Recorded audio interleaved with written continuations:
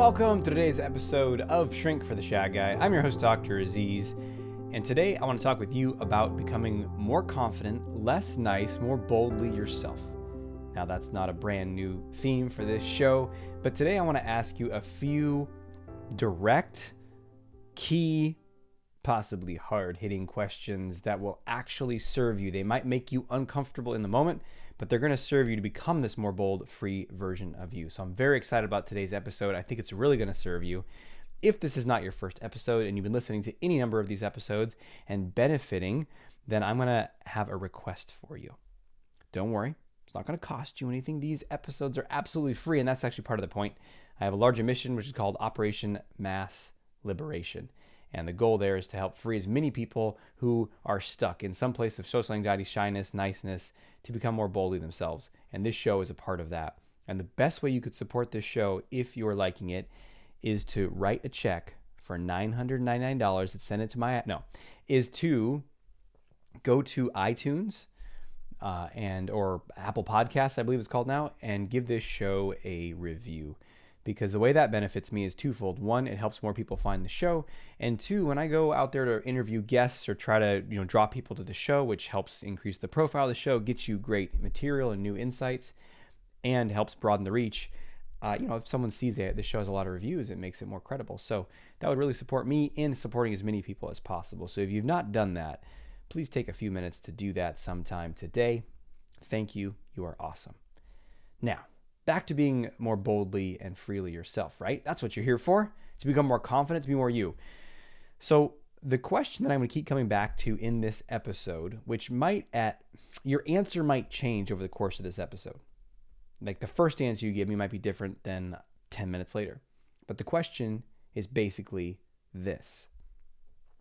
Do you really want to be confident, free, and boldly yourself? Now, your first response might be, no, duh. That's why I'm listening to this show, this episode, that's why I'm focusing on this. That's why I'm reading, your books or other people's books and really trying to study this. Okay, so it seems kind of obvious that you want it, but do you really want it?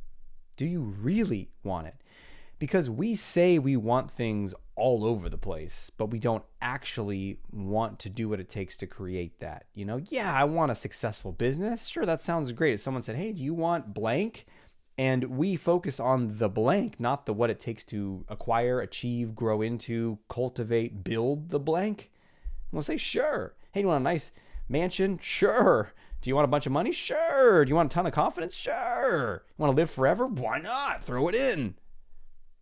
And what does it actually take to create that? This is best summed up. A good friend of mine and an amazing coach and someone who supports me in all the virtual events I do, all the live events. He's been involved in the business for many years. An amazing man, Ben Gibson. He speaks Norwegian, and he has taught other people to speak Norwegian. And when someone would come to him to learn Norwegian, he'd say, do you want to know how to speak Norwegian? And they would say, yeah, that's why I'm here. I want to do lessons with you or tutoring with you. And he'd say, great. Do you want to learn to speak Norwegian? And that was his way of addressing what I'm pointing at here, is we want the end result, but do you want to do what it actually takes? Another way to ask this question is, what are you more committed to? Your freedom, your liberation, your confidence, you becoming you, or something else?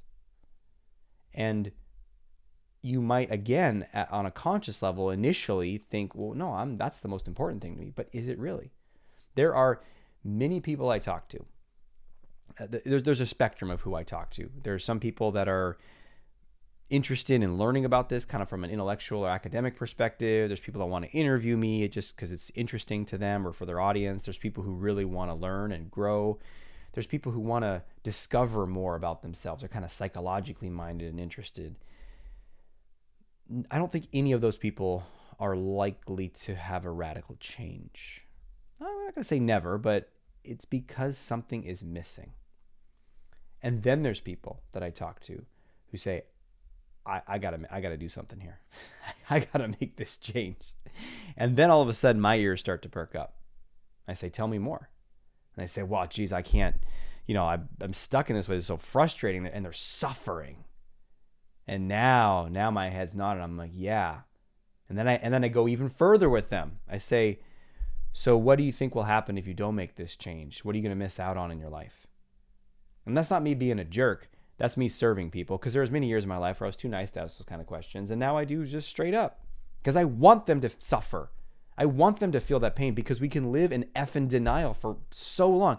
Like, wouldn't you want, if you're going to a medical professional and you are eating Big Macs and smoking cigarettes, wouldn't you want them to say, hey, you're going to die in 12 years if you keep this up? And you know what? Even more importantly than that, let's look at your life right now. Because if you say in 12 years, people are like, yeah, whatever, who cares? That's the future. My future self will deal with that. I'm going to go have that Big Mac and take a puff right now. Okay, what about an hour later after you do that? What about 30 minutes after you do that? What about having radically more energy and feeling energized and alive right now? Because you can make the changes in your health and have that right now, plus live longer than 12 years. Right? And it's the same thing when it comes to making these changes around social anxiety and niceness. And calling it Big Mac and cigarettes is not that far off as far as an analogy, because these patterns are essentially addictions. These being the pattern of social anxiety, of excessive niceness, of people pleasing, they're like addictions. You might say, no, I don't, this is my personality. I'm not choosing that. Those people are choosing to go drink. Well, there's plenty of people that have a theory that says, no, it's your genetics. People are just predisposed to alcoholism and other things. I'm just predisposed to being a nice guy. I'm just predisposed to anxiety. That's just how it is. My mom had it. My dad had it. My cousin had it. My dog has it. Everybody's got it. So there you go. And then you can have that story and you can defend that story and you can find lots of professionals that will support you in that story. But where does that lead you in your life? Does it lead you to where you really want to be? Because there's a whole set of other professionals, other qualified people, other intelligent people who say, you know, there's actually another way to see this. There's another way that allows for more freedom. Now, I don't know about you, but if there was a problem that I was facing in my life and I wanted to seek out several professionals and one of them told me, hey, this is just how it is. You're going to die from this. Or this is just how it is. You're going to have this for the rest of your life. Sorry. Deal with it. Here's some meds. Where I went to another professional and said, you know what? Yeah, a lot of people think that, but I've actually helped a lot of people completely free themselves of this and not need any meds. Whose protocol would you go try? And again, when you hear this intellectually, comfortably in your car or where, in your house, you'd say, oh, I would choose the second protocol. I mean, what am I, an idiot? Well, it reveals something if you do not choose the one that offers liberation. And particularly, it reveals your addiction to comfort, your addiction to certainty, to predictability, to stability. Because most people prioritize, they value comfort and the familiar and being right. Those are all forms of certainty, gives you a sense of security, stability, control, the illusion of control. They value that more than they value freedom, connection, love, growth, progress, transformation, contribution, purpose, and meaning. Now, if people look at a list of adjectives on paper, obviously everyone would choose that second list. That sounds like a much better life. But when it comes to the moment, most people choose the quick hit gratification of comfort over those other things. And so when we come back to not just most people, but you and me right here, and I'm asking you this question: do you really want to be free? Do you really want to learn Norwegian? Do you really want to learn confidence? Do you really want to do what it takes to liberate yourself? Because it's going to involve breaking those habits. And when the person who's been eating the Big Macs and smoking the cigarettes for 10 years, 20 years, decides to stop, how do you think they feel on day one of not smoking or not going to get the fast food? Think they feel fantastic and liberated and alive and great? No, there's probably a little bit of a period of detox.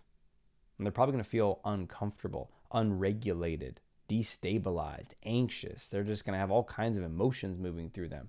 They're going to feel pain because the addictions that we have, whether it's to fast food or cigarettes or your phone or other tech or screens or porn or comfort and certainty, mental patterns of knowing and predicting and trying to be right all the time and living in your head, Those are all forms of comfort seeking and the addiction to control.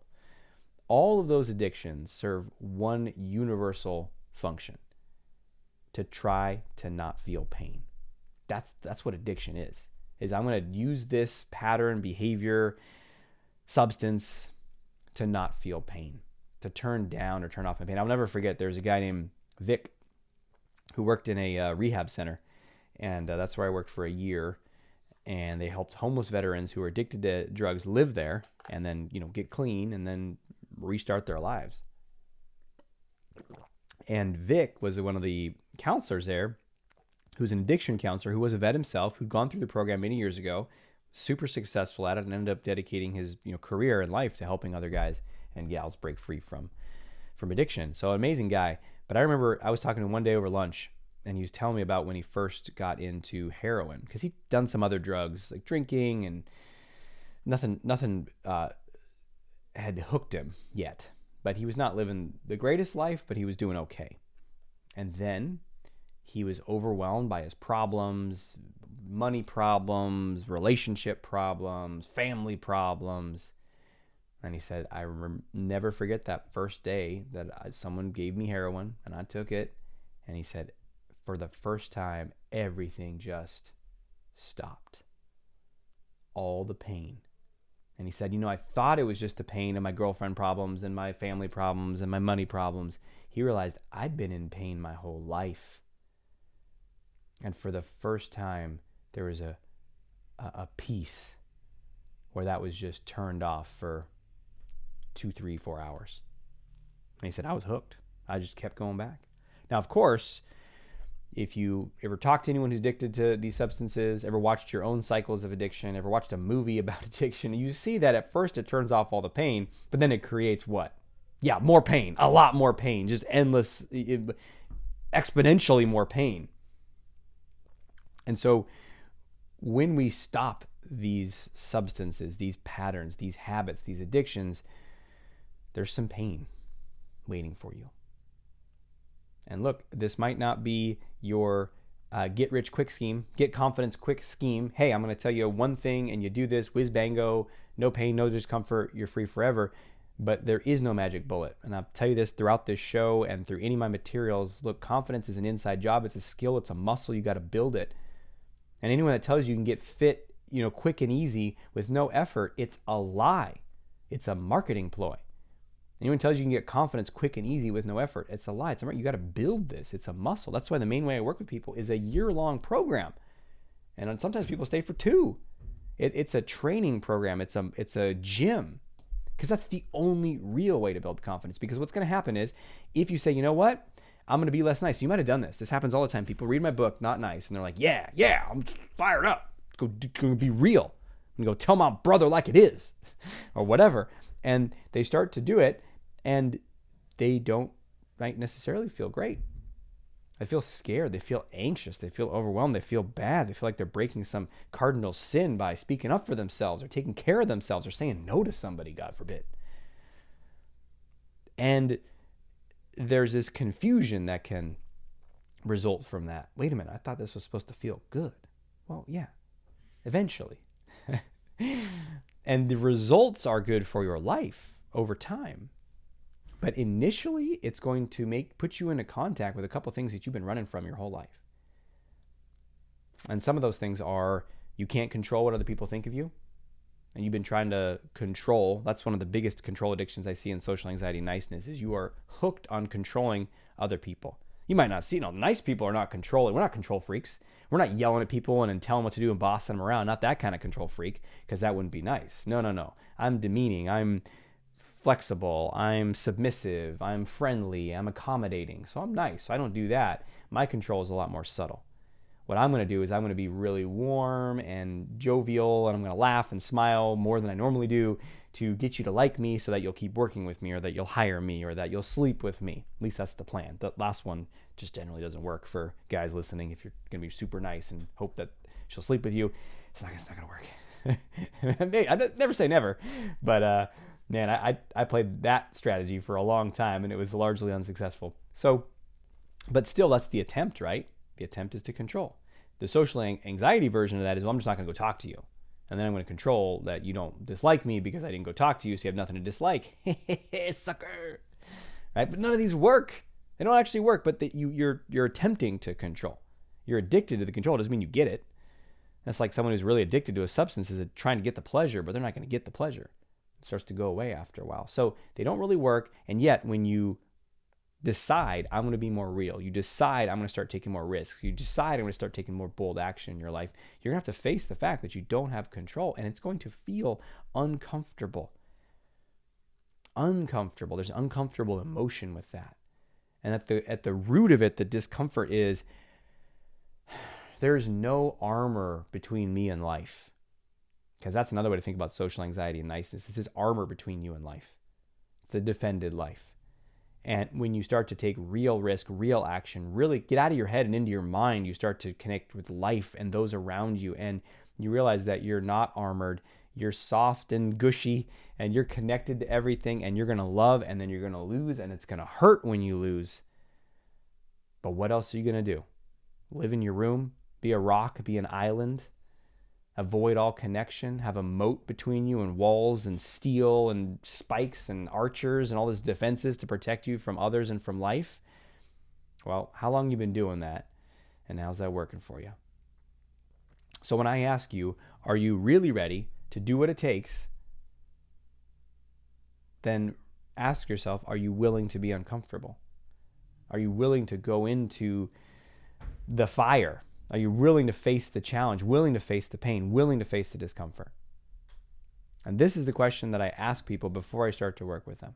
And you can really tell. It's not what someone says. It's what they do.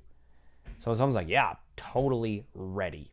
Okay, what are you going to do? I don't know yet, but something's totally going to happen. Okay, that's like the person's like, I'm totally going to get in shape. Oh yeah, cool. What's your plan? Well, let me tell you, it's a lot, all right? It's too big. It's too complicated to talk about right now, but it's going to be big. Trust me, it's going to be huge. Okay, all right. Now they're in what they call in change psychology, they call it the the contemplation stage. And so there's pre-contemplation. I don't even remember the model. This is back in my graduate school days. I should probably reference the models that I actually remember. Pre-contemplation, contemplation, action, something or other. Here, let me look it up real quick. Pre-contemplation phase. Stages of change model. Hey, look at that. Pre-contemplation, contemplation, preparation / determination, action, and then maintenance. So pre-contemplation is you don't even think about it. You don't even really know that it's you want to make a change. That's just kind of living in the soup. Then there's contemplation, which is you're acknowledging that there's a problem, but not yet ready, sure of wanting, or lacks the confidence to make a change. That's where I talk to people all day long. They're in that contemplation stage. And here's the painful part. They're waiting for the confidence to then start to make the change. But confidence doesn't come first. Confidence is the byproduct of action. It comes after. It comes after you do it, then you get the confidence. So then you get to go into the determination stage, preparation, determination. That's where you're like, all right, I'm going to do it. I'm going to read this book. And you're not just reading the book passively. You're like, I'm going to figure this out. And what I found is that people that are in that determination, preparation stage actually take a larger action step than just reading my book. So maybe it's like joining one of my programs or getting my Confidence University. Or for you, there's an opportunity right now to come to Not Nice Live. I probably should have mentioned that earlier in this episode. But we have Not Nice Live is the virtual event that's coming up in about a month and a half or so. And we have super early bird tickets on sale right now. So you can get yourself a ticket to that. That will be more of that determination stage. And then the action stage will be showing up to the workshop. Because you might say, well, wait a minute, I got my ticket. It's virtual, by the way, so you can come from anywhere. So it's not even that hard to get there. But there's people who will get the ticket and not come. I know, that's crazy, right? So I would say, why would someone do that? What a strange thing. It's not that mysterious or baffling. It's just, what stage of change are they in? They're in contemplation. They're like, I got to do something about this. Okay, yeah, this is a problem. I should probably face it, but I don't know. It's uncomfortable. And then the scales tipped, and they went into the preparation or determination stage. Preparation is like, you know what? Yeah. I'm going to get ready. I'm going to order that book. I'm going to get that ticket to the workshop, and then it's on, baby. And the thing about the preparation stage is the discomfort is still a little bit at bay. It's not, infinitely far away, like it is in pre-contemplation, but the discomfort's tomorrow, in 2 weeks when the workshop is, or it's a little ways away. I'll get to it though. I'm going to do it. And then the people that actually show up are in the action stage. And of course, the ones who show up and actually play full out, because at these virtual events, again, it's not just me lecturing you with pre-recorded videos. It's live. We're there together. I'm interacting with people. I'm calling on people. We're doing role plays. We're doing action steps. We're doing breakout rooms. You're going to go do homework in between the sessions. It gets real. It gets real fast, and you make the changes real fast, and that's the goal. So if you're in that stage and you want to make a change, you've been listening to my books, Not Nice, and other materials, this podcast, and you've not been to one of my virtual events, or you have, and you saw the effect, I invite you to come check this one out. Not Nice Live. And the cool thing is, during the super early bird, the tickets are about 80% off what they normally are. So that's an amazing opportunity to take advantage of. And then the key thing, though, is to show up. I don't want to just sell a bunch of tickets and sing and no one's there. What's the point of that, right? So commit right now. And if it's not this, then what? Do something. It doesn't have to be with me. It doesn't have to be at this event. But it's something. In fact, let's turn that into your action step for today.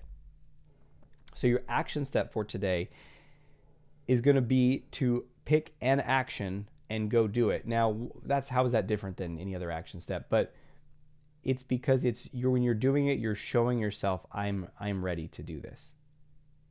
And so pick the action that's going to make you uncomfortable. Then this is going to be an action that stands in defiance to the doubt, to the people pleasing. So if normally you smile and nod when you talk to these certain people, don't smile. Don't nod as much when you talk to them. If normally you're avoiding sending someone a message, just go ahead and send them a message. Pick one thing and study it. Choose it and do it. This is going to be a powerful litmus test, because if you choose it and you do it, study how you feel. Maybe you do feel uncomfortable, and instead of saying, oh my gosh, that was terrible, you say, yeah, that's exactly where I should be. Or if you don't do it, then it might be time to acknowledge you need to invest in something else. I cannot tell you how many challenges I've had in my life where I'm like, I'm going to do it myself. I'm going to do it myself. I'm going to do it myself. I'm going to do it myself. And then I'm not getting the results that I want. And then I go get coaching. I go get support. I go get a program. And then it tips the scales in my favor, and I actually make the change. I can give you dozens of examples. I'll just give you one from business. There was a book that one of my colleagues recommended called Profit First. It's a model for small businesses, I guess any size of business, but really targeting small businesses, and just how people can mismanage the business to where they're paying all of their budgets, all their team members, all of their marketing and everything, and guess who they're not paying? Themselves. And so my friend recommended this to me. He said, look, this would really support you. And so I read through the book, and I was like, this is a great strategy. I should totally implement it. And I didn't. And, he checked up on me about a couple months later. Hey, how's that going? I read the book. Did you like it? Oh, it was great. You agree with the strategies? Oh, yeah, totally should do it. Yeah, when are you going to do it? Soon, I guess. And then I realized, you know what? Let me invest. So I invested, I think, $2,500 to work with a Profit First coach. And look, the process honestly wasn't rocket science. Honestly, I might have been able to do it if I just sat down and done it. But she held me to the fire, and okay, I have a meeting with her next week. I got to do this. I got to get this thing. I got to set up this thing. I got to change that. And for me at the time, I said, oh, it's easy and I can do it. But guess what? It was working on my finances in the business, and finance and business or at life at that time caused a lot of discomfort in me. Emotionally, I didn't even know exactly what the discomfort was. It was just an area that I felt scared or inadequate or uncomfortable emotions in. And so I'm busy. I want to help people. I'm going to record another podcast. I'm going to do another session. I'm going to lead another group. But that's what I want to do. I don't want to work on this finance business side of right? So I avoided it. And a lot of the stuff that we're scared of, we don't necessarily immediately feel raw terror. I didn't feel like quivering in my boots and my heart's racing when I thought about the business finance restructuring inside of the Profit First system. No, I just felt like, I don't know, I'm busy, right? And that's what you might feel about facing some of these things. And look, here's the problem is, in order to radically transform your life, to become more confident, more free, more bold, you can't just do one thing once in a while. That's like, I'm going to go work out once a week, once every 2 weeks, and we'll see what happens. Well, I mean, you might, I guess, prevent some horrible atrophy if you use your body a little bit, but man, you're not going to get strong. And you're certainly not going to change any body problems or health issues that you have with that level of exercise once every 2 weeks. So you got to up the game. And so if it's really overwhelming or scary or terrible to imagine upping the game now, then what's it going to take? What support do you need? That's why I offer these virtual events. That's why I have all these other programs that I run. And again, if it's not with me, who is it with? What is it with? What are you going to do? And I don't really care exactly what it is, but I care that you choose something and you're honest with yourself if you need more support than you're getting. And there's no shame in that. I've gotten support my whole life from coaching, from counseling, from books, from programs. I'm actually going to remove books from that list though, because I'm really encouraging you to throw yourself into something that's going to give you more than a book. I'm not saying books don't have great solutions in them, but books don't have accountability. Books don't have skin in the game. They cost you $5, $10, $15, one credit on Audible, $11.99, you know. That doesn't mean anything. You know, there's a program that I recently invested in that was, for my own growth, that was $999. And I needed that program. I thought I could benefit from it. I wasn't making the changes that I wanted. 6 months ago, I circled around the drain. $999. I don't know. 6 months later, I'm kind of in the same place. I'm like, all right, damn it. Let's go buy that program and do what it takes. So find that for you. Be honest with yourself. Do you really want to change? And if so, what are you going to do to make that happen? Awesome. Thanks for being with me. Until we speak again, you have the courage to be who you are and to know on a deep level that you're awesome. Talk to you soon.